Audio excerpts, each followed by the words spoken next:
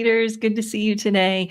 And we are going to be talking about salary negotiation and coaching because it's Coaching Week, International Coaching Week. So celebrating all the coaches and really the powerful difference that we make in the lives of our clients that all of you make every day with the work that you do. So hats off to you that are coaches.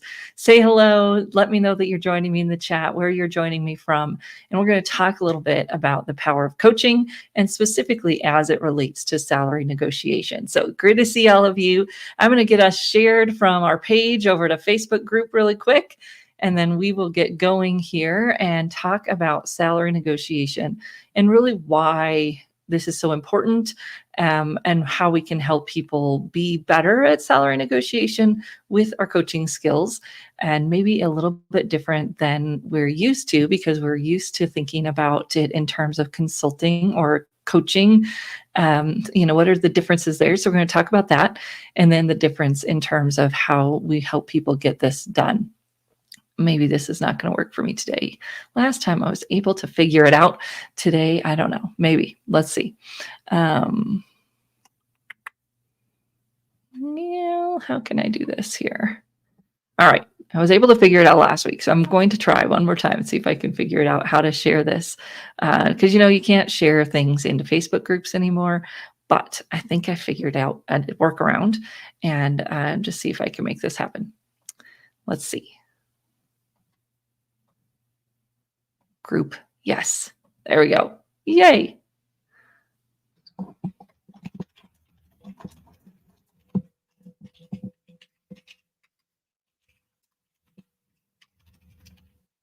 Okay. So why is coaching so important in interview prep in general, as well as in salary negotiation? So good to see you. Thanks for saying hello. Even if you're watching the replay, say hello. Let us know where you're joining us from. And one of the things that I've seen a lot in our work is that there's been maybe a little bit more of a trend towards teaching or consulting. And there's nothing wrong with that. There are skills that people need to learn. But we had a little epiphany today. We were just kicked off our certified interview and certification compensation negotiation coach. So certified interview and compensation negotiation coach. And I had a little epiphany as we were sharing with the group that in a lot of other things that we do, there are ways that we can walk with a client. We can help them network. We can sit there and draft a script with them. We can type it out. We can send emails. But when it comes to interviewing, our client has to walk into that room by themselves. They have to be themselves, and they have to somewhat naturally, if you will, perform. They have to show up and be present in that interview, because if they're too worried about what they're going to say, if they're too worried about the right thing to do, it gets in their way of being present and of being effective in that interview. So how we help them do that is going to actually rely a lot more on coaching, because they know the skills, they have the skills, or they have a short time to maybe skill build a little bit, but they probably don't have time for huge skill building in communications. They've got a few days to prepare for an interview, and we have to help them be as confident as they can be walking into that interview. And then we have to help them prepare for a very uncertain conversation around salary. What is it going to look like? How will it happen? How will it unfold? Yes, there are scripts you can make, but in the wide scheme of things, it's not going to go on script very often, because it's human, it's a negotiation, all of those things. So we are helping them really feel empowered to do what they feel comfortable doing, to feel confident that they're able to do it. And the way that we do that is why is coaching so important? It's because we have to meet them where they're at. We have to build a solution that really fits them, that fits their style, that fits their needs. Let me tell you a little story. So when I first started doing this type of work, I was working with a person that did interview coaching and all this. I was at first I was just an intern, and we were working with a gentleman who was negotiating salaries, interviewing and trying to negotiate salary. And multiple times this person had gone into interviews, not negotiated salary, gotten a low offer, been really negative about it, turned down the job. So that this churn is happening, and it's 2009, 2010. So the offers weren't as great as you'd want them to be. The situation was kind of, it just wasn't great. And so he wasn't executing this salary negotiation conversation the way the person I was working with kept telling him to do it. They kept telling him what to do and he kept not doing it. It's not a rare situation, right? And so what finally happened is the person figured out how to do it their way and still fit into the ideas of what we were sharing with him. And when they did that, they got 3x the salary offer that they wanted, because they followed some structure, did it in their way, figured out how to put the pieces together. As I look back on that now, although the best end always happens, I wonder if there was some other way that we could have helped that person arrive to that end faster. And what I've seen as I've been doing research around salary negotiation, we've been teaching this program since September of 2022.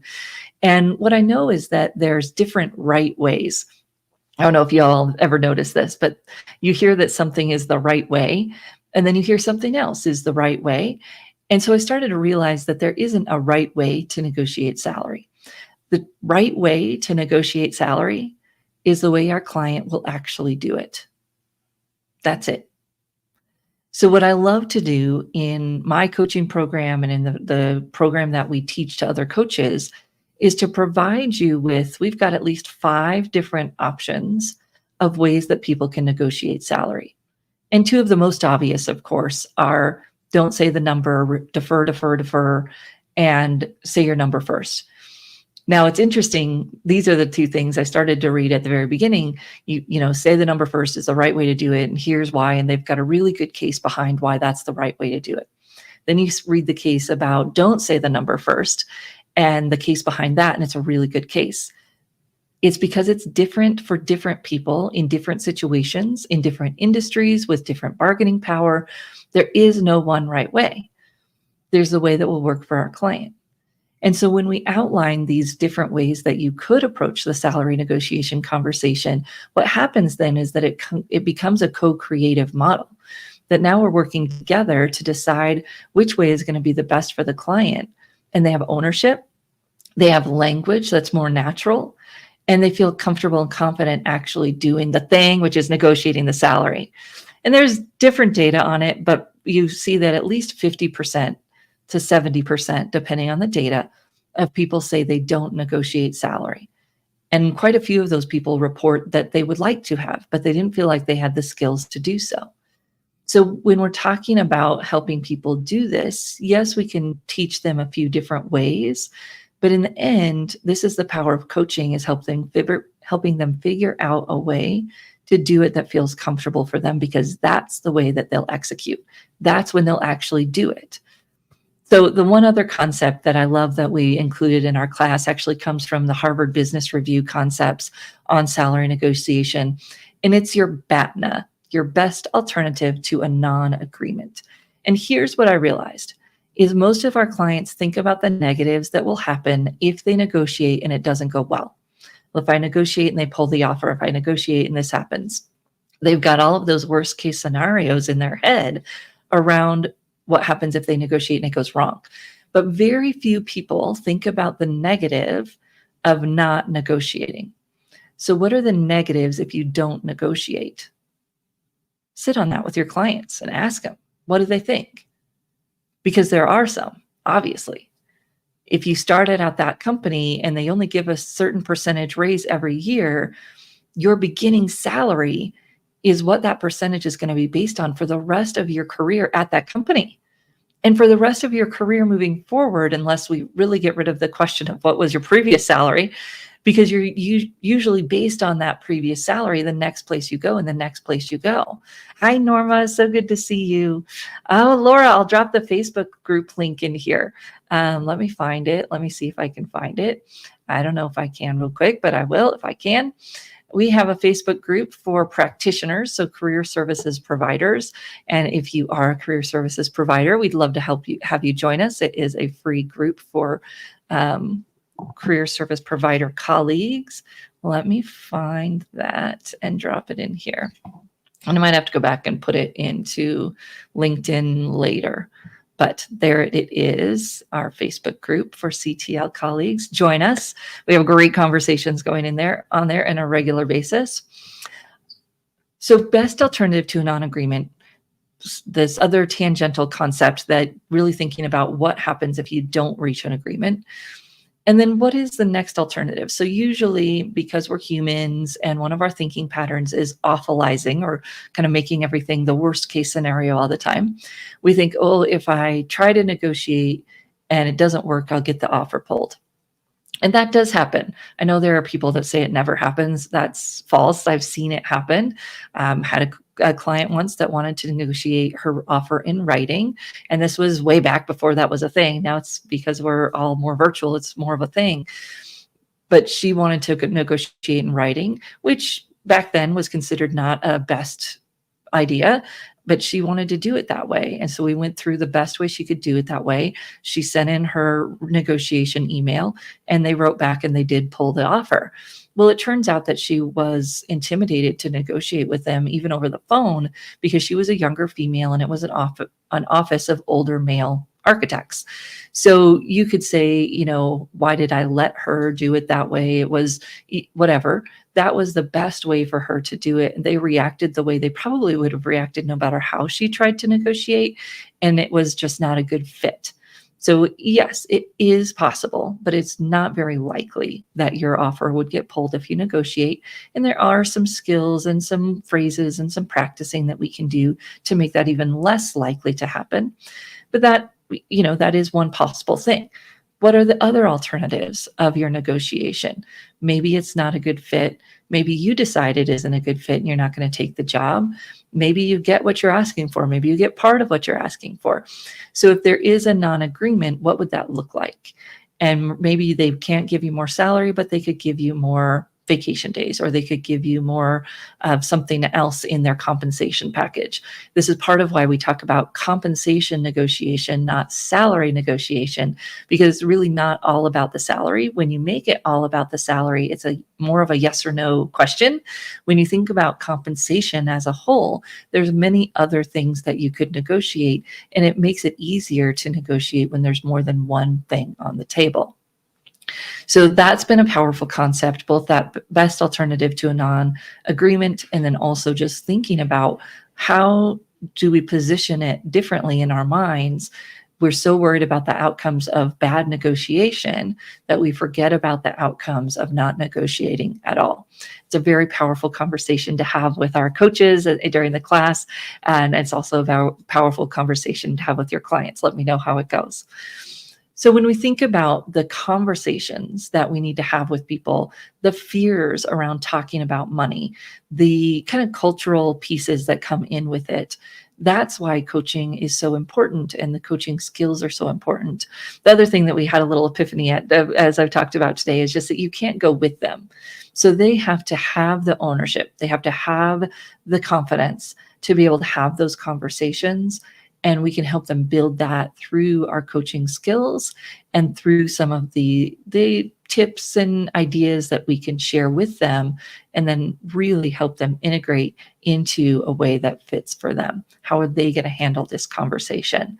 So those of you who are coaches, hats off to you. It is easier to tell someone what to do, but we know that that typically doesn't result in the best outcomes. The best outcomes come when people can really own their confidence. They can own what they're going to say. They can be comfortable in how they're going to do it. And then they can walk in, do it in a way that's authentic to them, be more flexible in the situation than they can be if they're just given information, right? Information is easy, but that application is the challenge. So help your clients be ready to apply the information by really integrating it through into how it would work for them, understanding maybe some of the hangups they have around negotiation in and of itself, their fears, their challenges with that, and then being realistic about what might happen if they do negotiate, if they don't negotiate, where that fear comes from, and how that might be coming into their interview. So if they're afraid of having the job offer pulled because they negotiate, there's likely something deeper going on there. And how can we make sure that we're addressing that with them as well? Because that's lack of confidence, lack of ability, just lack of understanding of the process that we could help them through as well. So I'm just going to put this up here for a second. We've been talking about interviewing for the last few weeks because, as I said, we started our certified interview and compensation negotiation coach class today. There's a few spots. If you want to join us, you can listen to the recording from today and then join us for the next 5 weeks as we go through interview preparation and salary negotiation, compensation negotiation. As I like to say, you really got to do the interview preparation first, because the moment they start talking to you, the moment they get your resume, they have decided where you fit. And in your interview, you can nudge that a little bit.